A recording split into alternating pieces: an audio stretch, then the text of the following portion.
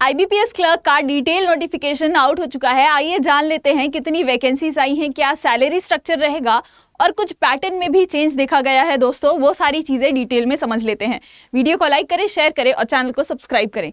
सबसे पहली चीज आप देख सकते हैं, ये डिटेल नोटिफिकेशन है, ऑफिशियल नोटिफिकेशन है अगर मैं बताऊं IBPS क्लर्क का। और इसमें हमने शॉर्ट नोटिस में तो हमने देख लिया था दोस्तों कि क्या डेट होने वाली है, क्या डेट एप्लीकेशन के लिए रहने वाली है। तो वही डेट आपकी है सेम, 1 अगस्त से लेके आप 21 अगस्त तक फॉर्म जो है वो फिल कर सकते हैं। अब दोस्तों एक स्टूडेंट्स का जो है वो दुख रहता था कि ये जो एडिट विंडो है ये बाद में खुलेगी, तो हम अगर कुछ फॉर्म में गलती हो गई है, डेट ऑफ बर्थ या कुछ नाम में, तो उसको एडिट कब कर पाएंगे। तो अब ये खुशखबरी है आपके लिए कि एडिट आप आफ्टर क्लोजर ऑफ रजिस्ट्रेशन के बाद ही 2 दिन मतलब नोटिफिकेशन दिया जाएगा, will be notified officially by IBPS website कि कब होगा ये आप एडिट विंडो कब होगा। पर ऐसा बताया जा रहा है कि 2 दिन बाद ही आपका क्या करना, एडिट विंडो ओपन रहेगा, तो आप एडिट कर सकते हो अपना फॉर्म और उसमें कोई एक्स्ट्रा फीस भी नहीं देनी होगी। अच्छा, आगे अगर हम बात करते हैं तो ये एग्जाम किस मोड में होता है, अगर आप पूछो तो मैं बताती हूँ। ये एग्जाम आपका जो होगा वो ऑनलाइन मोड में होता है, मतलब कंप्यूटर बेस्ड टेस्ट होता है। और अगर वैकेंसी की बात करूं दोस्तों तो 10,277 वैकेंसीज है, मतलब 10,000 प्लस। और अभी तक 2 बैंक्स ऐसे हैं जिन्होंने अपनी वैकेंसी नहीं जारी करी है, तो और ज़्यादा एडिशन होगा इस वैकेंसी में। मतलब अपनी तैयारी को आपको और ज़्यादा मजबूत करना है और इस बार नौकरी गारंटी से ले लेनी है। चलिए अब आगे देखें, अगर सिलेक्शन प्रोसेस कितने स्टेज होते हैं अगर इसके, तो पहला आपका प्री होगा, उसके बाद मेंस होगा। और यहाँ पे एडिशन देखा जा रहा है कि लैंग्वेज प्रोफिशिएंसी टेस्ट भी होने वाला है just after your mains exam. अब इसके बारे में भी हम डिटेल में बात करेंगे। समझ लेते हैं, सबसे पहले आपको मैंने ये डेट्स बता दिया है। अच्छा, अगर मैं बताऊं कि प्रीलिम्स एग्जाम कब होगा, आपका प्रीलिम्स एग्जाम की डेट्स अगर मैं बताऊं तो 4th, 5th एंड 11th अक्टूबर को आपकी ये जो प्री एग्जाम्स हैं वो कंडक्ट करी जाएंगी। उसके बाद मेंस की भी डेट बता दी गई है, तो 29 नवंबर को आपका मेंस होगा। मतलब जिन्होंने प्री क्लियर किया होगा वो मेंस में बैठेंगे और आपका जो पूरा प्रोसेस का ये रिजल्ट होगा वो आ जाएगा आपका मार्च 2026 तक आ जाएगा। आगे अगर मैं बात करूं दोस्तों तो इसमें वैकेंसीज की हमने बात कर ली है। कुछ बैंक्स हैं, इंडियन बैंक और यूको बैंक है, जिसने अभी तक अपनी वैकेंसी नहीं जारी करी है, मतलब इसमें एडिशन देखा जाएगा, इसीलिए अपनी तैयारी जम के करनी है। अच्छा, अगर किसी को नहीं पता है सब्जेक्ट वगैरह क्या है, क्या मार्क्स है, कितने सब्जेक्ट को कितना वेटेज दिया गया है, ये भी हम देखेंगे। तो पिछले साल की कुछ इस तरीके की वैकेंसीज देखी गई हैं और इस बार भी अच्छी खासी वैकेंसीज आई हुई हैं आपकी।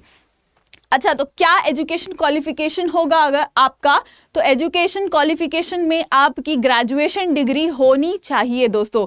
यहाँ पे आप देखेंगे the candidate must possess a valid marksheet और degree certificate that she has graduated. अगर आपने लिखा है कि मैंने BA किया है, BSc किया है या किसी भी फलाना फील्ड से मैंने ये किया है, तो आपके पास वो ग्रेजुएशन सर्टिफिकेट, वो डिग्री का सर्टिफिकेट होना चाहिए। ऐसा नहीं चलेगा कि आप अगर 3rd ईयर में हो या फाइनल ईयर में हो और आप फाइनल एग्जाम दे रहे हो, आपके पास मार्कशीट नहीं है, तो that would not be considered if you go to the last stage. ठीक है, आपके पास ये होना चाहिए, you must possess it. Now अगर आगे देखा जाए तो कंप्यूटर लिटरेसी टेस्ट भी लिया जाएगा आफ्टर योर एग्जाम। आपके पास इसका भी सर्टिफिकेट होना चाहिए। आप देख सकते हैं यहाँ पे मैंडेटरी बोल दिया है, operating and working knowledge of computer is mandatory, that is candidate should have certificate, diploma या डिग्री, जो भी आप बता रहे हो कि yes I am proficient in computer knowledge, तो आपके पास उसका सर्टिफिकेट, डिप्लोमा का सर्टिफिकेट या डिग्री होनी चाहिए। मतलब आपको वो सबमिट करना है दोस्तों, क्योंकि पहले ऐसा नहीं किया जाता था, पहले ये डिग्री सर्टिफिकेट नहीं लिया जाता था। लेकिन अब अगर आप फिल कर रहे हो कि yes I am proficient in computer literacy, you should have these certificates. अब लैंग्वेज प्रोफिशिएंसी की बात करें तो यहाँ पे ये भी मैंडेटरी कर दिया है। जिस भी स्टेट से आप फॉर्म फिल कर रहे हो वहाँ की जो लैंग्वेज है उसमें आप प्रोफिशिएंट होने चाहिए, मैंडेटरी बोला गया है। समझिए, अगर आप बोल रहे हैं कि मैं मराठी, हिंदी, इंग्लिश, मराठी आती है, तो ये तीनों लैंग्वेज का नॉलेज आपको अच्छे से होना चाहिए। लोकल लैंग्वेज का नॉलेज ज़्यादा पूछा जाता है, मतलब आपको मराठी भी अच्छे से आनी चाहिए। अब एज लिमिट की मैं बात करूं तो 20 साल मिनिमम है और मैक्सिमम जाता है ये 28 साल तक। मतलब 20 से लेके 28 साल के बीच में अगर आप हैं तो आप इस एग्जाम के लिए बैठने के लिए एलिजिबल हैं। एज रिलैक्सेशन की बात करें तो SC ST के लिए 5 साल होगा ओबीसीज के लिए ये होगा दोस्तों 3 साल, पीडब्ल्यूडी के लिए 10 साल होगा और आगे एक्स सर्विसमैन वगैरह के लिए अलग क्राइटेरिया है। आगे अगर मैं बात करूं और क्या क्या डिटेल्स आपको जाननी चाहिए, तो एप्लीकेशन फीस क्या होगी, मतलब जब आप ये एप्लीकेशन भरोगे तो SC ST PWD के लिए 175 एप्लीकेशन फीस है, 175 रुपए देना होगा। और अगर आप जनरल कैटेगरी या अदर कोई कैटेगरी या फीमेल हो या कुछ और, तो आपको क्या लगेगा 850 फीस जो है वो आपको भरनी पड़ेगी।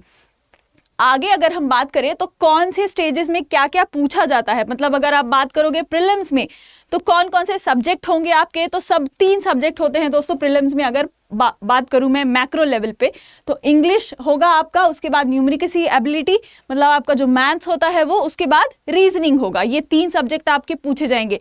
इनका वेटेज क्या होगा, मार्क्स क्या होगा, कितना टाइम दिया जाएगा, मैं आपको आने वाले अभी बताती हूँ थोड़ी देर में। और मेंस में कितने सब्जेक्ट होते हैं, तो 4 होते हैं आपके। ये जो 3 है वो तो रहेंगे ही, जैसे कि मैथ्स हो गया, रीजनिंग हो गया, इंग्लिश हो गया, और एक और ऐड हो जाता है जिसको बोलते हैं जनरल एंड फाइनेंशियल अवेयरनेस। तो ये फाइनेंस अवेयरनेस भी इसमें ऐड हो जाता है दोस्तों।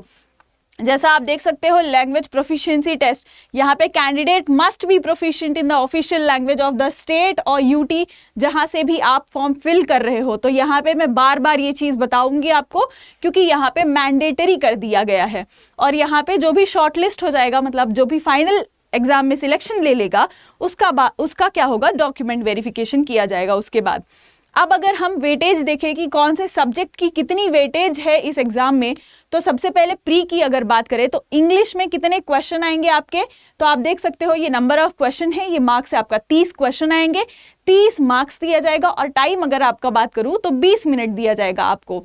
उसके बाद क्वांटिटेटिव एप्टीट्यूड जिसे हम मैथ्स बोलते हैं, उसमें 35 क्वेश्चन आएंगे, 35 मार्क्स होगा और 20 मिनट्स दिए जाएंगे। रीजनिंग की भी बात करूं तो 35 क्वेश्चन होंगे, 35 मार्क्स होंगे और इसके लिए भी 20 मिनट दिया जाएगा। यानी प्रीलिम्स में कुल मिला के आपके पास 1 घंटा होता है 100 क्वेश्चंस के लिए और वही 100 मार्क्स के होते हैं। ये होता है आपका प्री। अगर आपने प्री क्लियर कर लिया, मेंस देने वाले हो, तो उसके लिए थोड़ा अलग हो जाता है दोस्तों। तो सबसे पहले मैं बात करूं जनरल अवेयरनेस या फिर फाइनेंशियल अवेयरनेस के लिए, तो 40 क्वेश्चंस आएंगे इस बार, 50 मार्क्स के होंगे और 20 मिनट्स होगा। मतलब इसमें थोड़े चेंजेस देखे गए हैं, क्योंकि पहले अगर मैं बात करूं, इसके पहले जो नोटिफिकेशन आता था उसमें 50 क्वेश्चंस होते थे, 50 मार्क्स के होते थे और 35 मिनट्स होता था। लेकिन यहाँ पे थोड़ा चेंज देखा गया है, नंबर ऑफ क्वेश्चन जो है वो कम कर दिया गया है और टाइम भी जो दिया जाता था वो कम कर दिया है। इंग्लिश की मैं बात करूं तो वही सेम पैटर्न है, 40 क्वेश्चन होंगे, 40 मार्क्स होंगे और समय जो दिया जाएगा वो आपका 35 मिनट्स होगा। रीजनिंग एबिलिटी की बात करें तो 40 क्वेश्चंस होंगे आपके, 60 मार्क्स के लिए होंगे दोस्तों, 35 मिनट्स दिया जाएगा इन्हें सॉल्व करने के लिए। क्वांटिटेटिव एप्टीट्यूड यानी मैथ्स जिसे बोलते हैं 35 क्वेश्चन होंगे, 50 मार्क्स के होंगे, 30 मिनट्स दिया जाएगा। यानी टोटल आपके पास 2 घंटे होंगे, 120 मिनट्स ये सब सॉल्व करने के लिए। कितने टोटल मार्क्स का होगा, तो 200 मार्क्स का होगा और क्वेश्चन कितने आएंगे, 155। अब ये तो यही जानते हैं कि किस तरीके से मार्क्स का डिस्ट्रीब्यूशन किया गया है यहाँ पे, ये आने वाले समय में हो सकता है पता चले हमें। सिलेबस आप फुल देख सकते हो कि कौन से मतलब अगर रीजनिंग है तो उसके अंदर क्या टॉपिक्स हैं आपको पढ़ने हैं।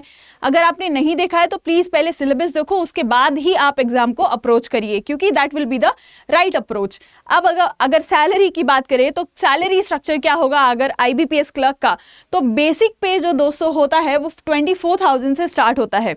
बेसिक पे बता रही हूँ, इसमें जो आपका अलाउंसेस है वो ऐड होगा।